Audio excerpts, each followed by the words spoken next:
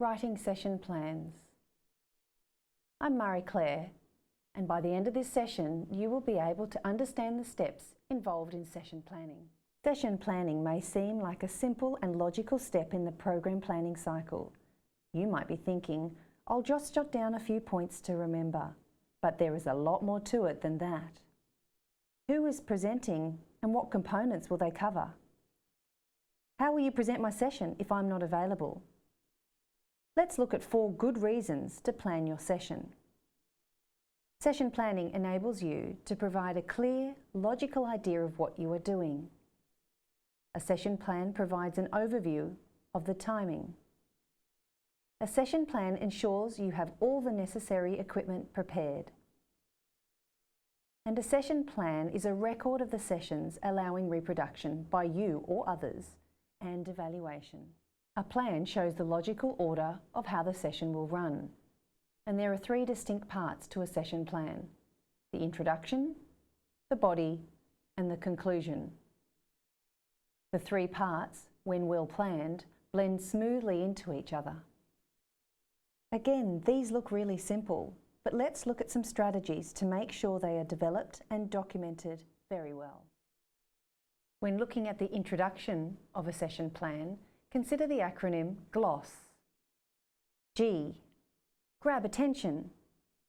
Will you play loud music? Will you change the room's lighting?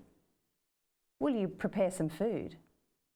The more simple ideas you might consider include an eye-catching poster on the wall, or maybe some interesting handouts placed on the participants' chairs. What is it that you are going to do to grab the attention of your participants at the very start of the session? L. Link the new things in this session with existing knowledge. As this course falls within your nutrition and dietetics program, I have a good understanding of what you already know, so this linking step is easy. Likewise, if you are presenting your second or subsequent session, you will also know what has been previously covered. For the first session, however, you may need to check in with participants prior to or at the session commencement to find out more about what they already know about this topic. Then you can link the things in your session with the existing knowledge of your participants. O. Outcomes. Advise of the session outcomes. What is it that the participants are going to learn? These are often listed as session or learning objectives and disclosed upfront to participants. For example, by the end of this session you will S. Structure. Provide a session overview and the structure of the session to the participants. For example, today we're going to start learning about healthy lunchboxes, and then we're going to move to a practical activity where we're going to use a knife and the chopping board, and then we'll all sit down as a group and enjoy the food we've created. This is a guide to what will be happening in a session, which is very similar to what you would do in a patient consultation. S. Stimulation. Encourage, motivate, and involve.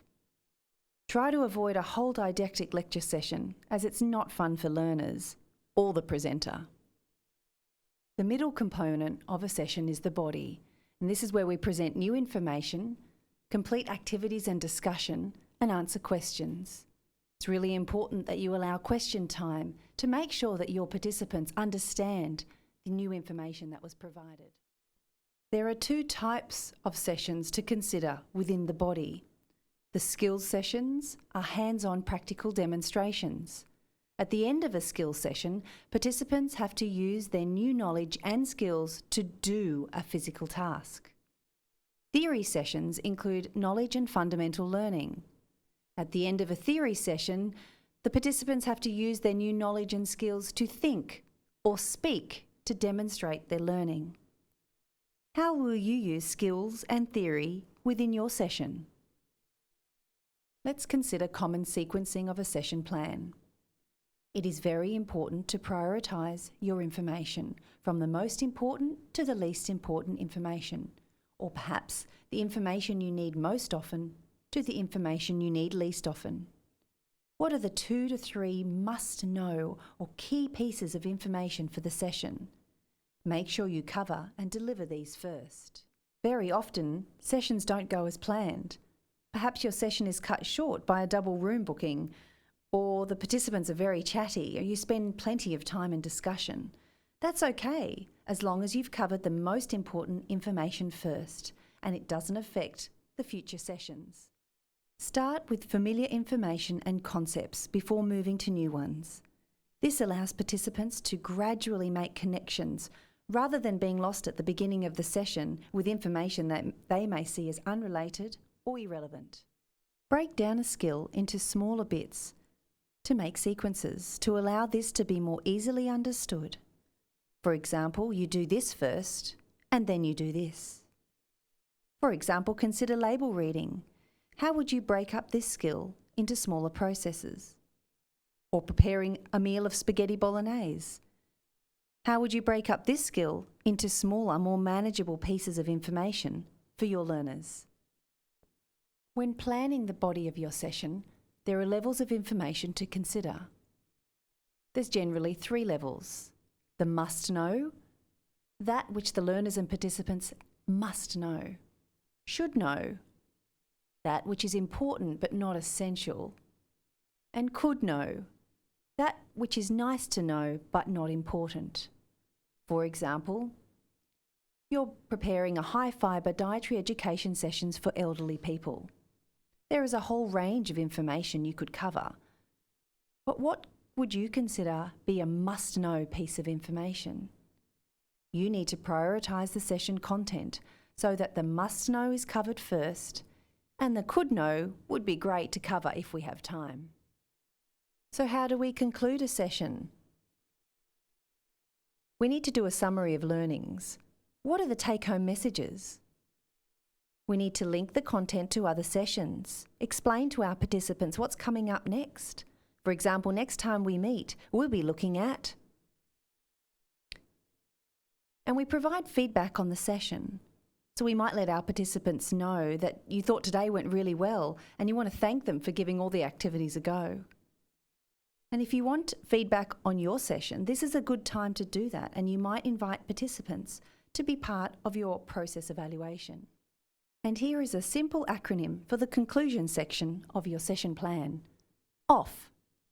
O, what are the outcomes of the session? F, provide some feedback for the session. F, future. How does this relate to the future learning of your participants? A final note on session plans. A session plan can be in any template or format. There is no preferred style or plan. However, you should always check with your organisation or employer to see if they have a preferred format. The plan must include all the details to enable it to be reproduced. This includes the time allocated to each activity. For example, 1-minute introduction by me, followed by 2 minutes group introductions. Be sure to include clear instructions for the facilitator. For example, what questions are you to ask the group? What are the key information to be provided? Your session plan should include the equipment needed. This includes a clear description of the equipment at the venue, what the presenter needs to bring with them, and what they need to hand out to the participants and when. Session plans must be detailed, but clear and easy to follow. You can test out your session plan by giving it to a friend or family member and ask them to try it out. What issues or problems did you run into? Remember, practice, practice, practice.